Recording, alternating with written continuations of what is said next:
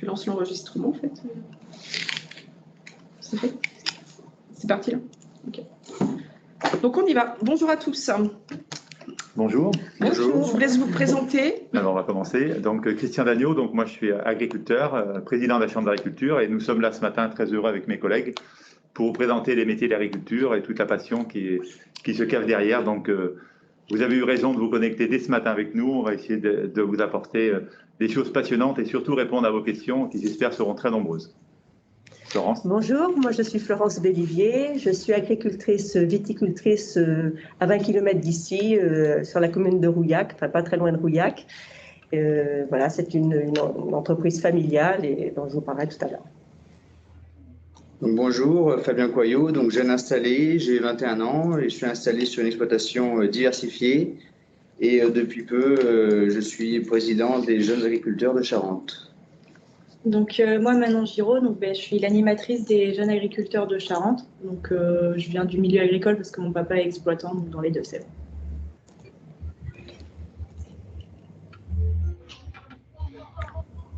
Très bien. Je lance votre présentation. La première. Alors, comme vous avez vu, donc, en agriculture, on respecte la parité. Hein. Donc, voilà, j'espère que dans les classes, c'est la même chose. Enfin, normalement, oui, à votre âge. Et puis, voilà, donc c'est Florence qui va démarrer la présentation, puisque Florence, comme tu es la responsable de la formation. Voilà, donc moi je suis aussi élue à la Chambre d'agriculture et je suis dans les groupes de travail sur l'installation des futurs agriculteurs, des nouveaux porteurs de projets. Voilà, donc moi je suis donc, comme je vous disais, agricultrice. Nous avons une exploitation avec mon mari que nous avons repris de mes propres parents et nous travaillons depuis une vingtaine d'années, 25 ans, à faire évoluer notre exploitation, à faire évoluer dans l'air du temps, ce qui nous a amené à nous faire certifier. Nous avons réussi à faire certifier notre exploitation HVE et CEC Cognac, c'est pour avoir une meilleure valeur ajoutée sur notre exploitation, et une partie est conduite en agriculture biologique. Nous avons la chance de vivre au milieu de la nature et avons un joli cadre de vie puisqu'au bord de Charente, avec des haies et la biodiversité. Moi, ce qui m'amène à vous parler aujourd'hui et vous donner envie, c'est de vous dire que nous avons des métiers qui sont à la fois variés, qui sont nobles, qui sont en perpétuel renouvellement, parce qu'il faut continuellement s'adapter à l'ère du temps. Mais tout cela ne se fait pas sans diplôme. Il faut avoir des diplômes, se former et continuellement intégrer des groupes pour se motiver et aussi faire avancer notre métier. Nous avons dans nos métiers d'agriculteurs la chance aussi d'avoir des salariés pour nous aider. Donc il faut qu'ils soient formés. Donc ça fait partie des enjeux de nos métiers et donc tout ça se fait avec beaucoup de motivation et de challenge. Donc quand je vous parle de nos métiers nobles et variés, ce que je veux vous dire, c'est qu'on a la chance d'être auprès de la nature, de travailler la terre mais avec du matériel, hein, pas qu'avec nos petits bras et nos petites mains.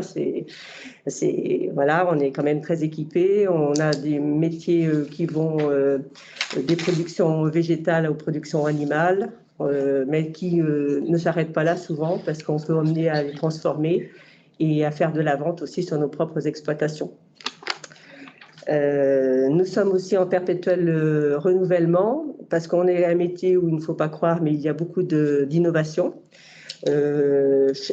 Soit on essaie tout le temps de mettre en place des nouvelles choses pour s'aider dans nos propres métiers, parce que c'est comme dans n'importe quel métier, il faut toujours se réinventer. On a la chance aussi d'être très entouré de technologies, puisque quand même on a des propositions, on a des GPS, on a des drones, on peut surveiller nos exploitations de d'autres manières on a quelques aides, on va dire, des outils adaptés, voilà, des aides sur la météo, des prévisions pour nos cultures et tout ça. Et dans nos métiers en perpétuel renouvellement d'agriculteurs, on sait qu'on peut aussi intégrer les biocarburants et la biotechnologie. Bon, nous, on n'en fait pas partie, mais ça fait partie des choses qui existent, qu'il ne faut pas ignorer, quoi. Alors moi, ce qui m'amène à vous, toute cette jeunesse, ben, c'est surtout à vous parler du fait qu'il faut quand même s'orienter vers des diplômes parce qu'on est performant que lorsqu'on a quand même une base et une base, ben, ça s'acquiert soit tout à fait au départ de sa vie de jeune quand on fait ses études, mais tout n'est pas rédhibitoire. On peut aussi se former dans le temps et voilà, acquérir les différents métiers qui existent soit dans le secondaire et le tertiaire. Donc là, on peut parler du para-agricole où on a tous les métiers de mécanicien agricole, mais on a aussi les banquiers, on a les assurances, on a les géomètres, les pépiniéristes, les comptables, enfin X métiers dont je ne pourrais pas énumérer aujourd'hui. On a les techniciens qui nous suivent et qui sont très importants, notamment à la Chambre d'agriculture et puis à d'autres endroits. Donc, il faut qu'ils soient formés en agricole.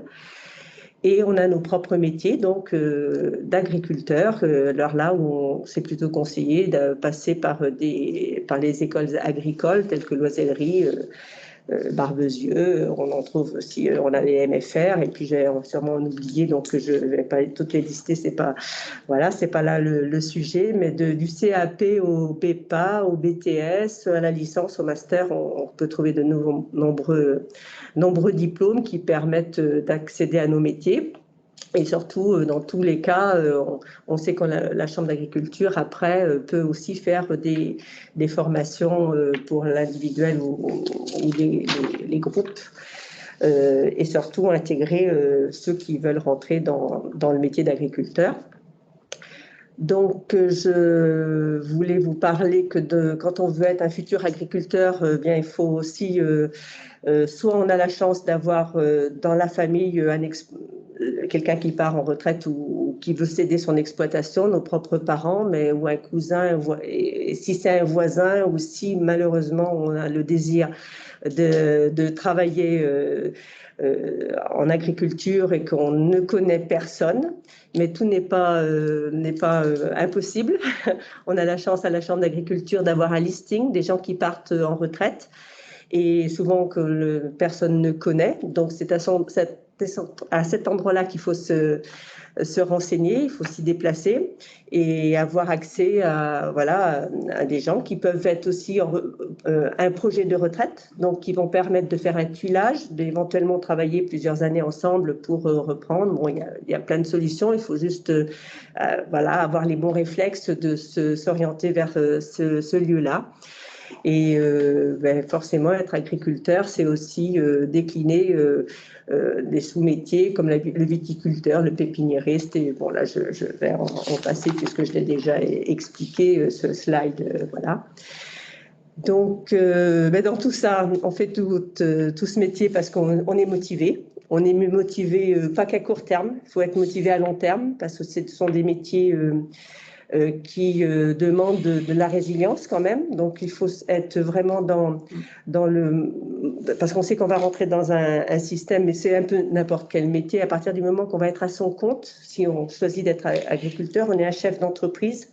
Et donc, il faut avoir des visions un petit peu longues. C'est pour ça qu'on a un peu besoin d'avoir des diplômes au départ, parce que ça permet quand même de connaître les métiers de base, mais même les métiers de gestion et de comptabilité, au moins les bases pour pouvoir être plus performant et se rassurer, parce qu'il y a aussi des enjeux financiers derrière. Donc, il faut quand même être au point.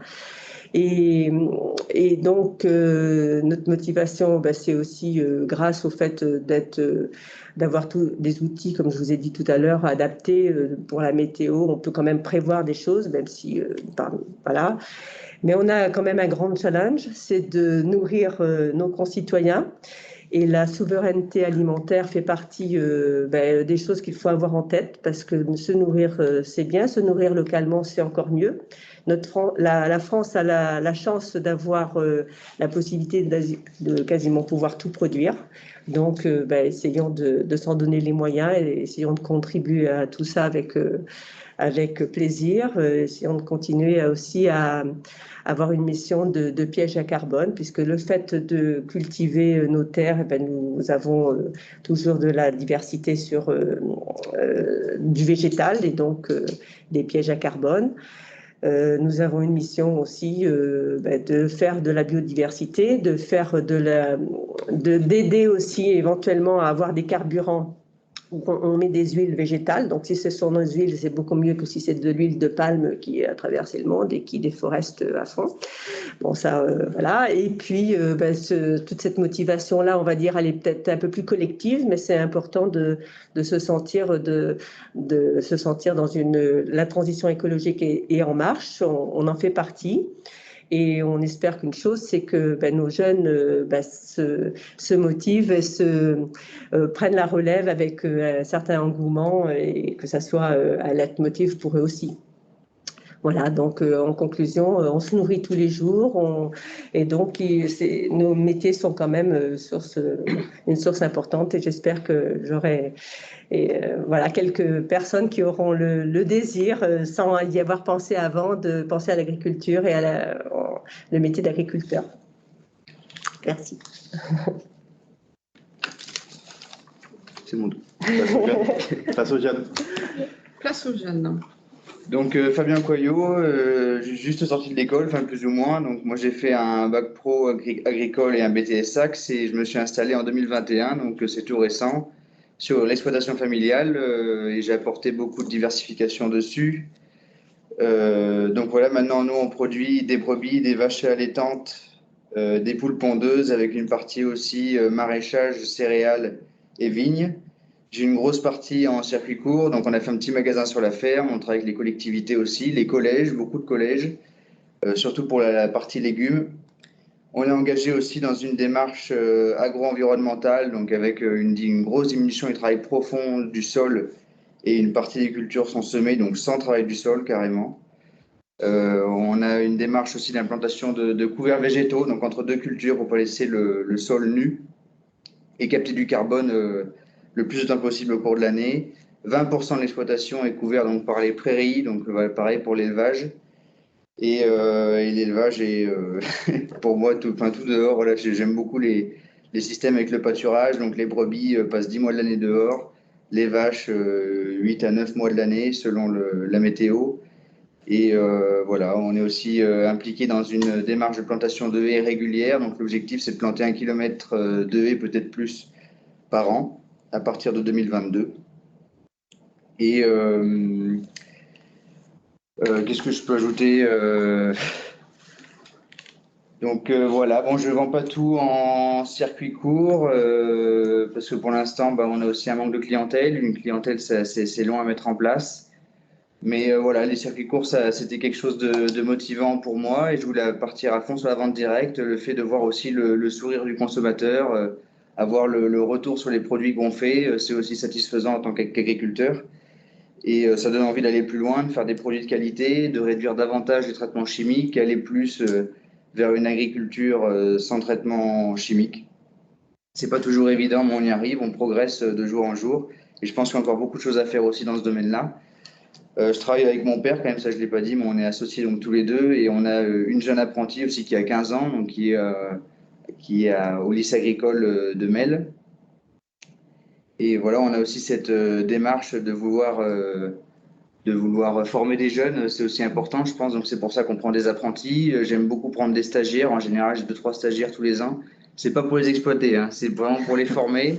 Non, mais je précise, pour moi c'est important. On prend plaisir à déjà des choses simples, leur montrer comment on s'occupe des animaux, comment on cultive les légumes. Après, on peut évoluer en allant vers la conduite d'engins agricoles, etc. Mais bon, voilà, c'est toujours pour moi satisfaisant d'apprendre aux jeunes. Alors, je le suis aussi, mais voilà, c'est important de transmettre ce qu'on sait. Et voilà, donc j'ai toujours été passionné par ce métier depuis le plus jeune âge. Bon, mes grands-parents étaient agriculteurs, mes parents aussi. J'ai toujours été attiré par ça, le fait d'être toujours en plein air, de voir aussi concrètement le travail fait. Voilà, quand on plante un poireau, on le récolte, on le vend, on le voit pousser. Une brebis, pareil, en ce moment on est dans les agnelages, donc on voit les petits agneaux qui sortent, ils sont tout petits.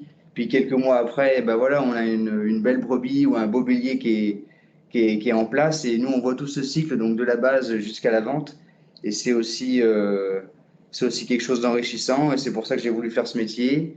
Alors, c'est vrai que pour l'instant, on n'a pas des horaires qui sont évidents. Bon, je suis juste installé, il manque un petit peu de main-d'œuvre. Mais voilà, je crois qu'à l'avenir, ça pourra aussi se stabiliser, avoir des horaires un peu plus stable et essayer d'avoir un petit peu plus de temps pour soi. Mais voilà, tout est possible et je pense qu'on a de belles choses à faire dans ce métier. C'est pas fini et c'est aussi pour ça que j'ai voulu être président des jeunes agriculteurs de Charente. C'est aussi pour lancer l'installation et notamment en élevage, parce qu'on a besoin d'éleveurs, on n'en parle pas assez. Il y a des systèmes en élevage qui sont à travailler. En Charente, on a une partie qui manque quand même cruellement d'élevage. Hein, et je pense que là, on a de la place dans l'élevage de poules pondeuses, on a la place dans l'élevage de poulets de chair, de brebis, de cochons, de vaches, de ce que vous voulez, mais en tout cas, de lapins. Oui. On a quelques éleveurs de lapins en Charente et il y a encore du potentiel là-dessus aussi. On a une coopérative qui marche très bien pour les lapins. Et voilà, je pense qu'il y a beaucoup de choses à faire voilà, pour cette partie-là. Et il faut quand même savoir une chose aussi, la France ne produit pas assez d'agneaux. Donc on a d'autant plus besoin d'éleveurs ovins. Voilà, moi les brebis, c'est une vraie passion. Je pense que c'est un de mes animaux préférés. Pourquoi, je ne sais pas, mais je me sens bien avec. Il y en a, c'est les chiens, d'autres, c'est les chats. Tout à fait, voilà, chacun son truc. Moi, c'est des moutons. En tout cas, ce qu'on ressent là jusqu'à présent, donc avec ces deux personnes qui sont intervenues, c'est vraiment la passion. Il y a une passion qui se dégage dans ce que vous dites, qui est intéressante, donc passion pour la terre, pour les animaux et autres. Et c'est vrai que quand on a cette passion-là, ou même si on ne l'a pas encore tout à fait, mais il ne faut pas hésiter à solliciter peut-être de jeunes agriculteurs qui peuvent vous accueillir sur des stages de 3e au collège ou autre, vraiment pour découvrir pendant une semaine ces métiers-là et vraiment se positionner sur ce type de métier. Ça, c'est intéressant. Mais vraiment, votre passion, et on prend votre passion aujourd'hui, en tout cas. Voilà, merci. Donc, on va continuer.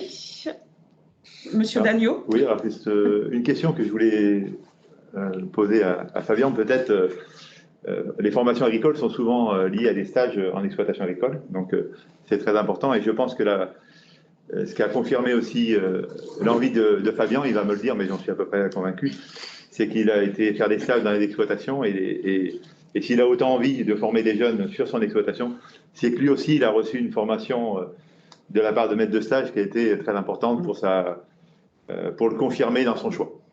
Alors c'est vrai, donc oui, déjà j'ai dès le début voulu choisir mes stages sur des productions que je connaissais pas. Donc à chaque fois, j'ai été sur des exploitations avec des productions qui m'étaient inconnues. Donc j'ai commencé par une ferme laitière, après j'étais voir aussi un peu de vigne, de la culture des cultures spécialisées, donc production de semences. J'ai fait un stage chez un maraîcher et chez un éleveur de moutons et de poules pondeuses. Et en fait, c'est aussi tout ça qui a dessiné le projet et ça a été motivant. J'ai appris beaucoup sur ces fermes-là. J'ai eu la chance de tomber sur des maîtres de stage qui avaient envie de transmettre aussi cette passion. Et aujourd'hui, je suis, je suis ami avec la plupart et on est toujours en relation. Et c'est aussi un peu mes mentors et c'est eux qui suivent le projet de près, qui peuvent apporter un conseil aussi quand il y a besoin. Et je pense que c'est aussi ça, l'agriculture. Il y a aussi besoin d'avoir ce réseau et garder des contacts, pouvoir échanger avec ses voisins et puis évoluer ensemble vers des systèmes plus cohérents. C'est vraiment un métier de transmission, en fait. Il y a forcément une transmission qui se fait, et pas forcément que familiale. Non, voilà. On est vraiment dans la transmission. Au-delà des diplômes, il y a aussi cette transmission qui est très importante. Pour faire le lien avec la transmission, effectivement, aujourd'hui, il y a à peu près 40% des exploitations, 40% des jeunes qui viennent s'installer en agriculture en France, qui ne viennent pas du milieu agricole. C'est-à-dire qui ne sont pas issus d'une... Alors, on a d'autres corporations où c'est beaucoup moins que ça, mais en agriculture, c'était traditionnel. C'était renouvellement de génération en génération. Aujourd'hui, on arrive à 40% qui viennent de l'extérieur, des personnes qui ont fait des fois un parcours autre avant, ou des jeunes motivés qui ont découvert par la famille, mais aussi par des fois les vacances ou autres, ou une passion qui est née comme ça, souvent d'ailleurs liée aux animaux. Hein. C'est souvent les animaux qui attirent. C'est vrai. Et ce qui est important pour nous, c'est qu'on voit aussi beaucoup de candidats qui arrivent pour venir reprendre des exploitations ou se lancer dans leur entreprise. Et notre mission, nous, c'est vraiment de les accompagner. C'est-à-dire, on a tellement besoin de jeunes motivés, donc tous ceux qui arrivent, on va mettre tous les moyens pour les accompagner au maximum. C'est-à-dire, c'est un métier qui est parfois difficile, vous pouvez entendre des choses négatives sur notre métier, mais là, on n'est pas là pour ça aujourd'hui. Vous avez vu que c'est quand même la passion qui nous fait avancer, puis on a des exploitations qui tournent aussi très bien.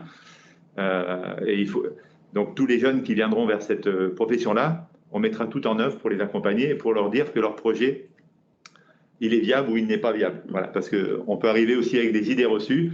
Nous, on est là pour que les exploitations, comme l'a dit Fabien, ou Florence, on ne s'installe pas pour 2 ans, pour 3 ans, on s'installe pour une carrière. Voilà.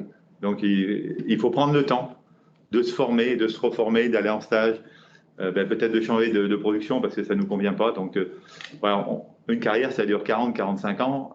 Prenez le temps de vous former suffisamment longtemps, des formations longues. On a beaucoup d'ingénieurs aujourd'hui qui s'installent agriculteurs. Donc, voilà, sortez de votre département, sortez de votre pays pour aller vous former à l'étranger. Oui. Tous les jeunes qui sont allés se former dans l'exploitation dans les pays du monde reviennent avec des idées nouvelles, avec des esprits ouverts, etc. Donc, vraiment, il y a des opportunités que l'enseignement agricole aujourd'hui vous offre des opportunités énormes de découverte de choses dans différents domaines que vous n'imaginez pas aujourd'hui. Et vous pouvez avoir l'idée de partir pour aller vers l'agriculture, mais comme l'a expliqué Florence, il y a tellement de débouchés. Alors, on représente 3% de la population, les agriculteurs, et les filières agricoles représentent 15% de la population. Voilà, donc on dit qu'une exploitation agricole, un exploitant agricole fait vivre à peu près 7-8 emplois dans les filières amont, donc les filières amont-aval. Donc c'est la recherche, le développement, l'accompagnement technique des agriculteurs, c'est la transformation des aliments, la distribution, voilà. Donc les banques, les conseillers de gestion, voilà. Donc tout ça, beaucoup d'entre eux sont passés par des formations agricoles au départ. Et moi j'ai envie de rajouter que, en plus de la formation, avoir un emploi salarié agricole quelque part pendant quelques années, c'est génial parce que ça permet de voir d'autres systèmes et d'apprendre le métier de base à faire sans en avoir on va dire, les contraintes de gestion. Et une fois déjà qu'on a maîtrisé tous ces outils de travail, après, on peut passer le cap en dessus. Moi, personnellement, j'ai été salariée avant même d'être agricultrice. C'est pas, enfin voilà, j'ai fait et de l'exploitation et un travail, on va dire, salarié de gestion. Enfin voilà. Donc bon, ça fait partie des choses qui font aussi que quand on fait le choix de s'installer agriculteur, et bien finalement, on a aussi d'autres cartouches. On a fait d'autres, on a eu un autre parcours. Alors, peut-être que vous avez des questions. Alors, c'est ça. C'est l'objectif, c'est qu'on échange, on est là pour vous répondre.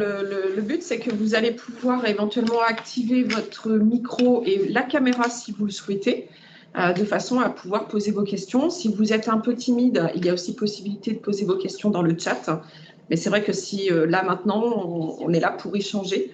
Donc, n'hésitez pas à activer micro et caméra pour échanger avec nous. On attend vos questions avec impatience. Alors, s'il y en a qui sont timides, je peux vous dire que ça se travaille parce qu'à votre âge, je n'aurais jamais été capable de prendre la parole. Bon, il n'y avait pas de visio à l'époque, mais honnêtement, avec le temps, ça se travaille. Rassurez-vous. Voilà. Je crois qu'il y a une question. Alors, il y a une première question donc, dans le chat. Pour se lancer, est-ce qu'il faut avoir de quoi investir financièrement? Combien ça coûte? Est-ce qu'on peut se lancer avec quelques économies ou est-ce qu'il faut vraiment une belle enveloppe en fait? Vas-y, Fabien. Parce que je viens juste d'emprunter quand même pour créer mon exploitation et il faut savoir que mon capital de départ n'était pas élevé étant donné que, comme j'ai dit à la banquière au premier rendez-vous, j'avais même Peugeot 206 et 2000 € sur mon compte bancaire. Donc c'est pas un apport personnel important. Après, voilà, la banque m'a suivi assez facilement parce que pour elle, j'avais un projet qui était viable. Et on a créé tout de suite une démarche de confiance. Et donc, j'ai pu investir, pour ne pas vous mentir, j'ai investi à peu près 200 000 €, je crois. Mais la banque a suivi sans souci pour ma part, quoi. Voilà, je pense que déjà, la base, c'est d'avoir un bon projet avec voilà, que tous les chiffres soient plus ou moins posés et savoir où on va. Et puis après, voilà, tisser un partenariat de confiance avec la banque, le comptable, etc. Et savoir compter. Et après, donc, voilà, il y a tout un système mis en place par l'État, les régions et les organisations agricoles, justement, pour favoriser l'installation des jeunes. Donc, voilà, quand Fabien a présenté son dossier, il a été accompagné pour la construction du projet, pour le financement, l'étude de financement. Et puis, il y a des aides, donc la dotation jeune agriculteur. Donc, c'est une certaine somme qui est donnée pour permettre aux jeunes qui démarrent d'avoir de la trésorerie, parce que on n'est pas, voilà, hein, donc il faut les premières productions, il leur faut un certain temps. Donc les premières rentrées d'argent sont souvent, c'est souvent au bout d'un an, voire des fois plus. 1, 2 ans Donc, après. voilà, oui. donc il faut pouvoir vivre pendant cette période-là. C'est pour ça ce que disait Florence tout à l'heure aussi. Alors Fabien, toi, tu étais installé très jeune, mais il y a beaucoup moins de personnes. Enfin, on s'installe peu à 21 ans aujourd'hui. Hein. Souvent, il y a une phase, comme le disait Florence, de salariat. On peut aussi prendre des parts dans une société qui est installée, où il peut y avoir plusieurs associés, et un peut partir en retraite. Donc on peut rentrer d'abord comme salarié, et puis ensuite prendre des parts progressivement, au fur et à mesure qu'on évolue dans sa carrière. D'accord. Donc, ok. Donc là, pour un élève, par exemple, pour un collégien de 3e qui va rentrer en lycée ou en formation professionnelle l'année prochaine, quelles sont ses possibilités en Charente pour arriver dans ce domaine agricole? Est-ce qu'il y a des formations particulières? Est-ce que... Oui. Ah oui, tout à fait. Ouais. Demain,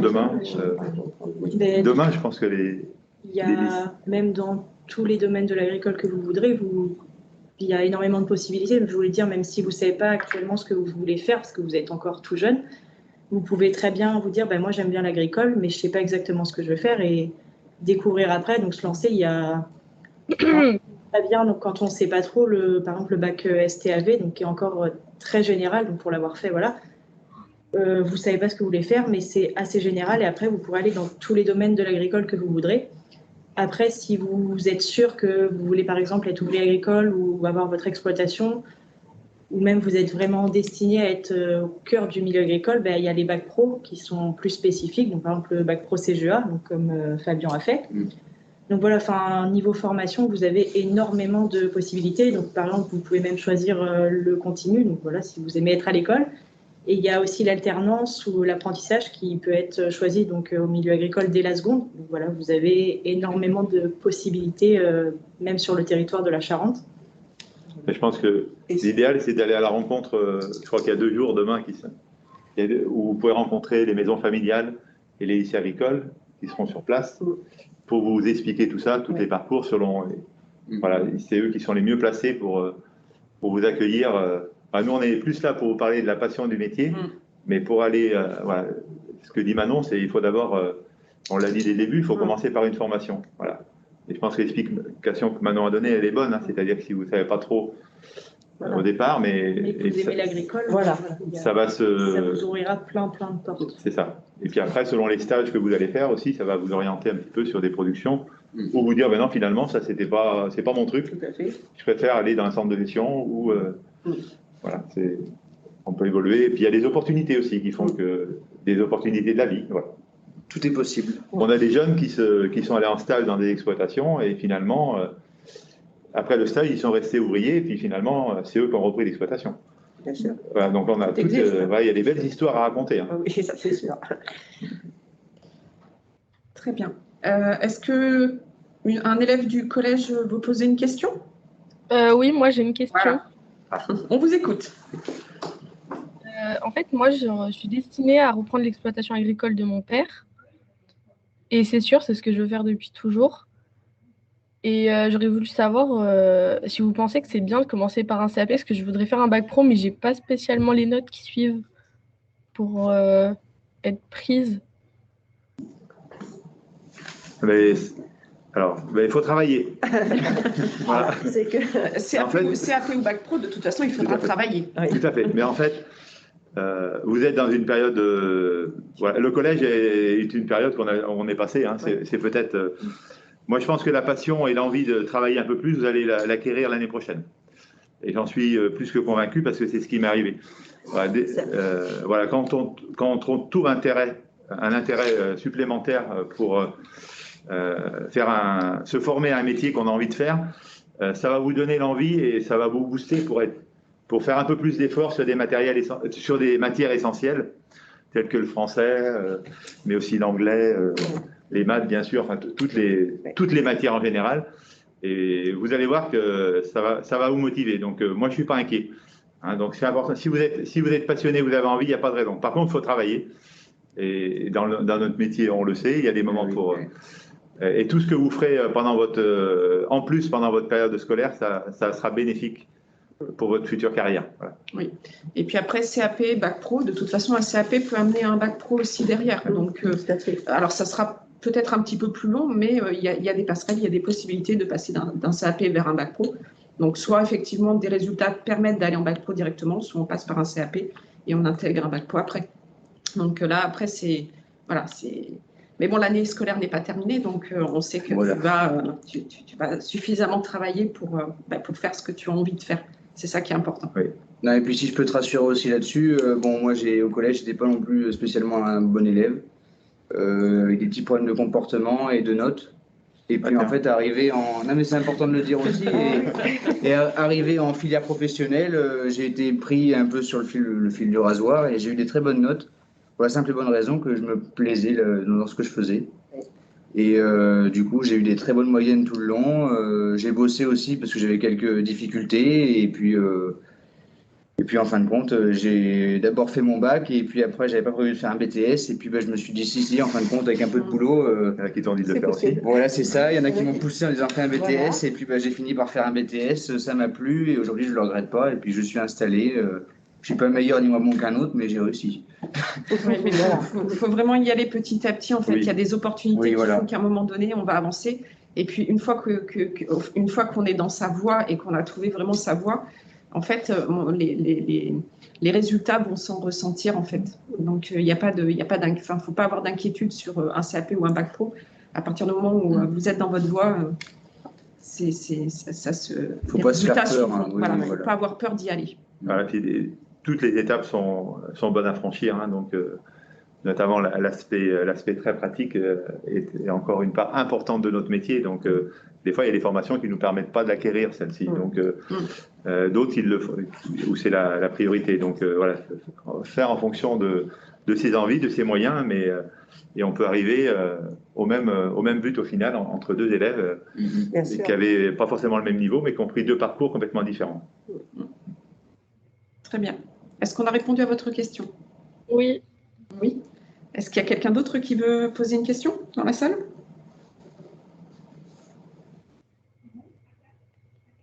Allez, une petite question.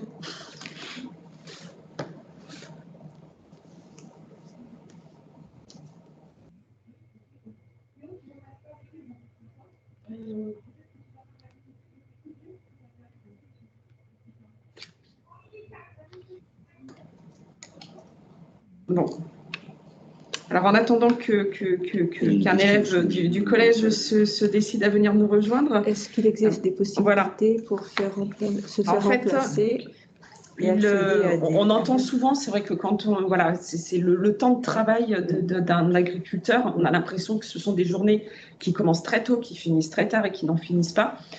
Donc ça, c'est ce qui est relayé un petit peu par les médias. Et voilà. Est-ce que vous avez moyen de vous faire remplacer sur des périodes courtes, hein, si vous voulez, si vous êtes malade, si vous voulez prendre quelques jours de congé? Est-ce qu'il y a des choses qui sont organisées comme une sorte de réseau qui peut permettre de vous remplacer pendant ces moments-là?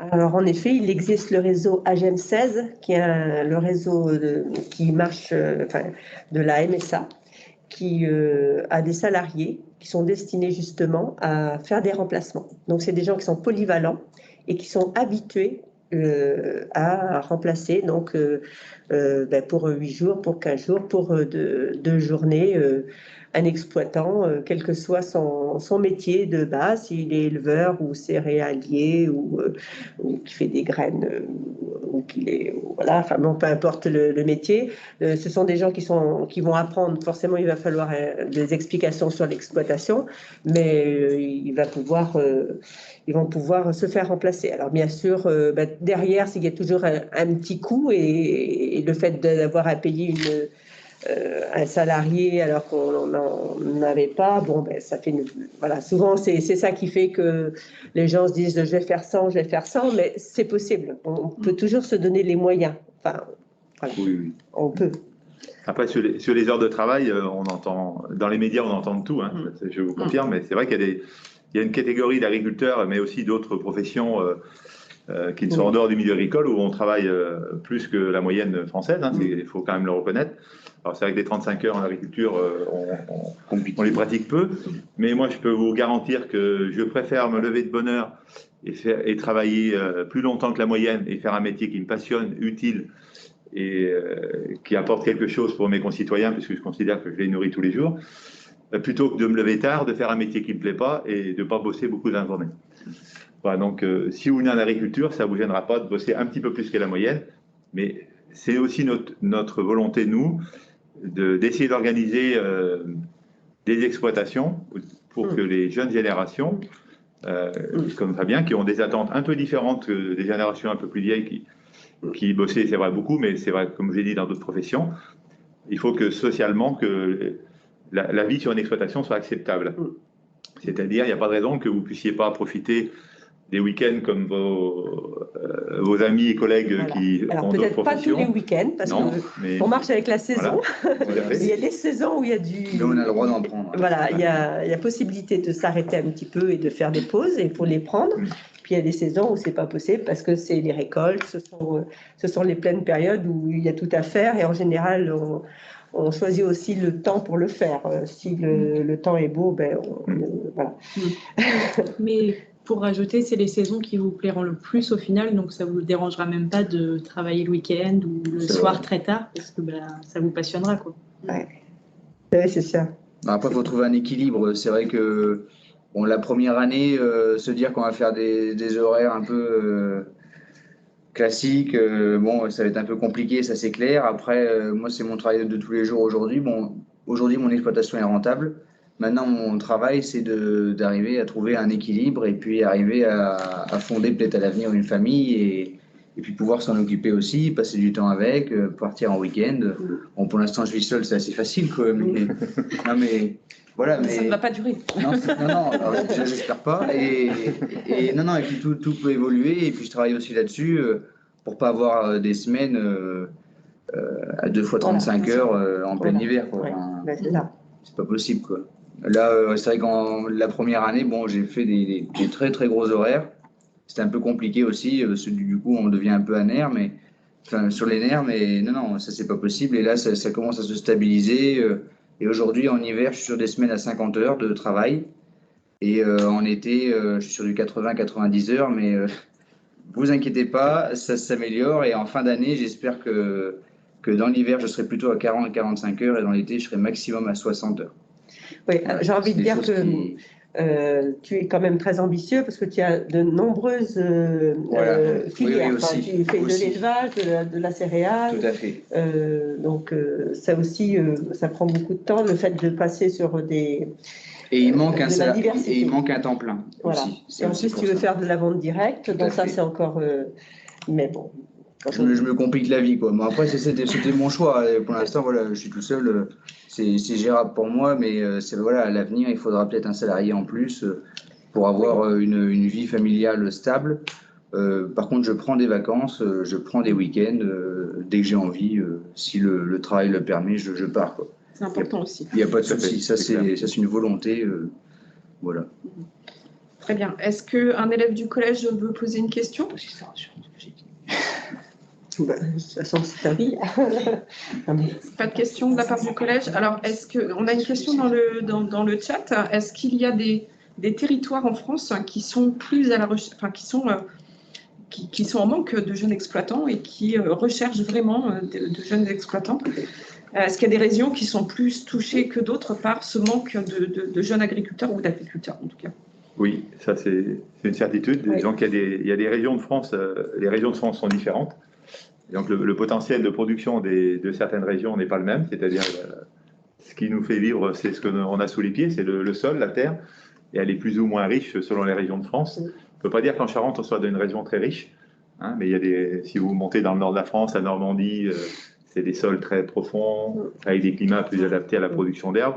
Nous, on est quand même sujet un petit peu aux aléas climatiques, donc c'est un peu plus compliqué. Donc il faut être un peu plus imaginatif, innover un peu plus pour passer entre les gouttes, voilà. Et puis après, on a surtout les zones d'élevage. Aujourd'hui, la problématique, c'est, Fabien l'a dit tout à l'heure, Fabien, voilà, le métier d'élevage est en crise depuis très longtemps. Et on a des modèles d'exploitation qui ne permettent pas de s'épanouir complètement dans une vie sociale normale aussi. Voilà, donc problème de rentabilité, vraiment de temps de travail, et en plus problème de pression aussi des médiatiques hein, sur l'élevage parfois. Donc là aussi, il faut que les consommateurs se rendent compte que l'élevage, il est indispensable. Il est indispensable à l'équilibre agronomique de notre territoire. C'est-à-dire la partie animale permet de fertiliser les sols pour produire des productions végétales. Sans cet équilibre-là, on va aller dans le mur. Et d'autre part, il y a des territoires, on va seulement en Charente. Hein. Donc la Charente, c'est une petite France, hein. C'est un département très diversifié. Mais sur la partie Charente-Limousine, où c'est une terre d'élevage, on ne peut pas faire autre chose que de l'élevage de façon rentable. Et là, on a un vieillissement de la population qui est assez important sur cette zone-là. Donc il faut que tout le monde prenne conscience qu'on a besoin de garder des éleveurs, et ça veut dire qu'on les accompagne déjà en partie, mais à mon avis, pas assez.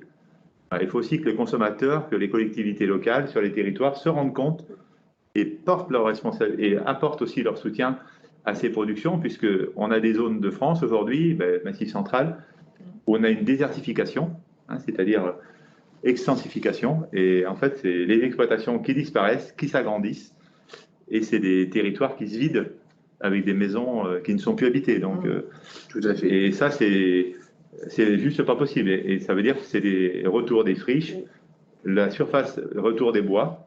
Savoir que, alors c'est vrai qu'on plante des haies, on plante des arbres, mais la surface de la forêt française n'a jamais été aussi importante qu'en 2021. Elle a énormément progressé depuis 20 ans. Et elle progresse notamment dans ces zones-là, puisque c'est un recul de l'agriculture. Et ça, c'est pas forcément toujours très positif. D'accord. Donc après, il y a des zones où ça va mieux.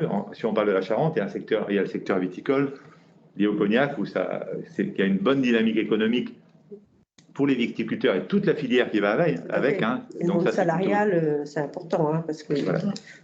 Donc là, autant c'était en crise il y a quelques années, aujourd'hui, il y a des reprises. Mais dans le monde de l'élevage et dans la partie du Confolontais, où il y a beaucoup de terrain à reprendre, enfin d'exploitation à reprendre, il y a aussi des modèles, alors c'est pas du tout pour critiquer les gens, enfin, mais il y a aussi des modèles qui peuvent être changés. Et parce que, quand quelque chose ne fonctionne pas, peut-être qu'il y a aussi un problème. Alors, c'est pas facile de vendre, comment on va dire, on est tributaire des cours dans l'élevage. Par contre, si on fait comme tu fais de la vente directe, ou si on essaie de se rapprocher des collectivités locales qui ont besoin de produits locaux, il y a une grosse demande. Et là, on peut mieux régler le prix de vente de ce que l'on produit. Donc, il y a aussi peut-être des changements à faire, parce que c'est toujours le problème, c'est de savoir rebondir quand on est agriculteur. Et en plus, quand on est un peu en fin de carrière, c'est fatigant d'avoir à remettre en question toute une exploitation, un mode de travail. On préfère faire comme d'habitude, avoir les mêmes réflexes, et des fois, c'est en espérant que ça va aller mieux, mais voilà. Bon, donc il y a aussi, faut pas penser que l'élevage ne peut que ne pas être rentable, quoi. Alors c'est pas forcément toujours évident, mais il y a des solutions. Ouais. Aujourd'hui, je pense qu'en élevage, c'est le choix que j'ai fait moi personnellement, mais je pense qu'il faut aller vers des systèmes plus économes. Aujourd'hui, moi sur mon élevage, j'achète aucun aliment, mis à part un peu de minéral, et les bêtes passent le plus de temps possible au pâturage. Ça me permet aussi de valoriser des coins de champs qui auparavant n'étaient pas cultivés. Il y a des zones des sous-bois, des ronciers, ou ce qu'on appelle des landes.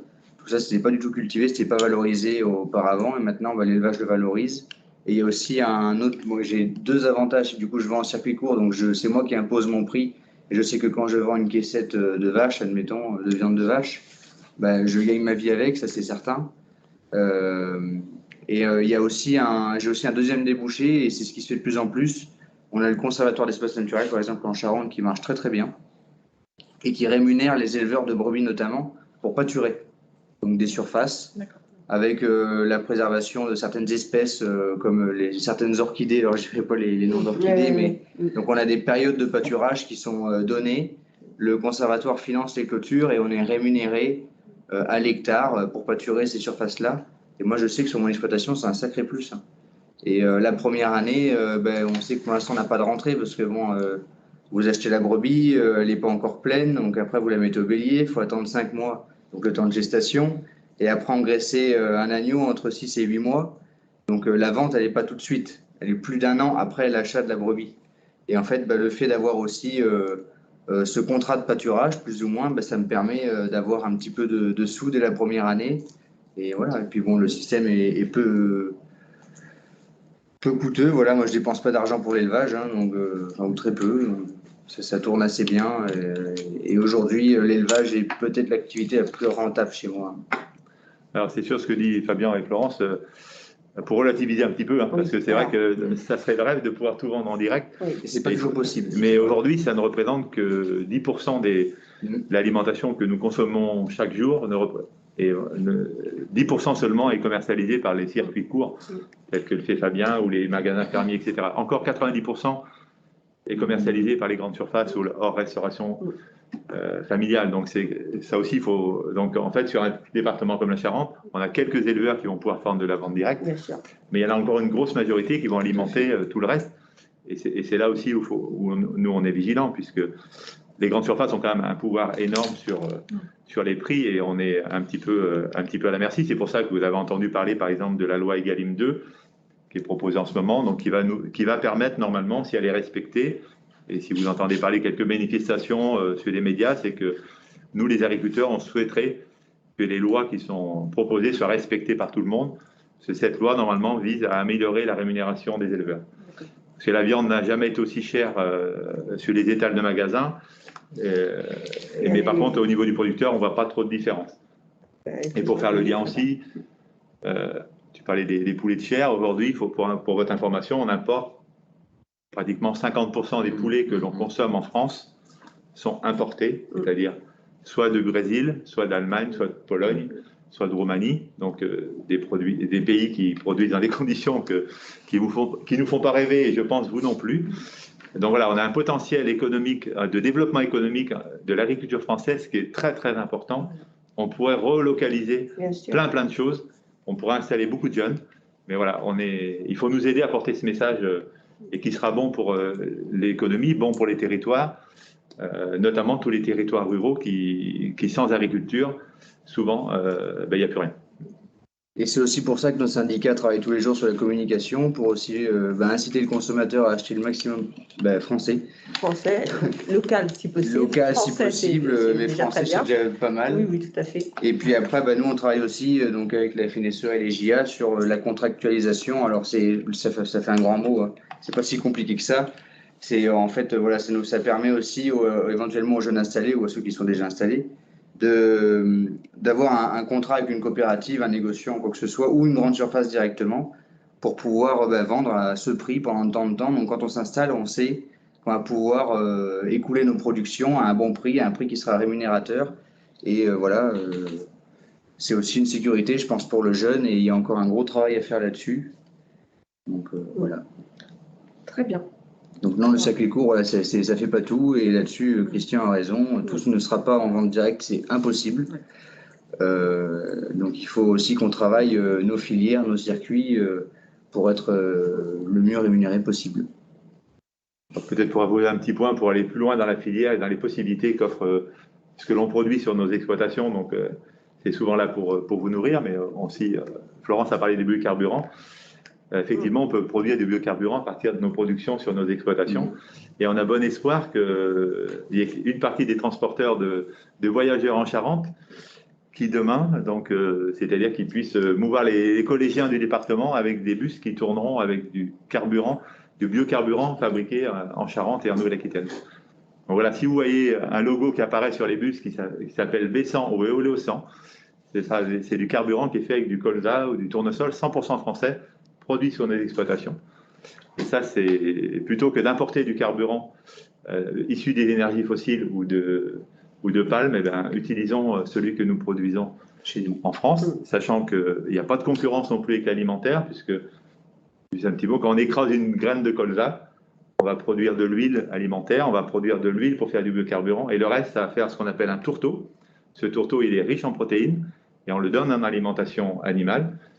Et plutôt que d'importer des milliers de tonnes de soja issus de la déforestation brésilienne, parce que c'est le cas aujourd'hui, on va pouvoir donner ce tourteau aux animaux. Donc voilà, on a vraiment des démarches aussi, c'est l'économie circulaire, et pour nous, en tant que producteurs, c'est aussi une fierté de pouvoir contribuer à nourrir, mais aussi à alimenter ce carburant et tous ces domaines-là. Très bien. Bon, écoutez, est-ce que le collège, est-ce que vous avez d'autres questions à poser? Est-ce que vous voulez intervenir par rapport à ce qui vient d'être dit? Non? Bon, écoutez, on va mettre fin du coup à cette conférence. On vous remercie d'avoir été présent pour assister à cette conférence sur les métiers donc, de l'agriculture et de l'agroalimentaire.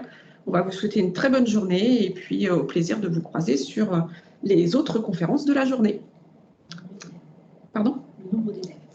Oui, alors pour les enseignants qui sont présents derrière la caméra, est-ce que dans le chat, vous pouvez nous indiquer le nombre d'élèves que vous avez avec vous ce matin? Voilà, on a des statistiques à faire, donc on aurait besoin d'arrêter l'enregistrement.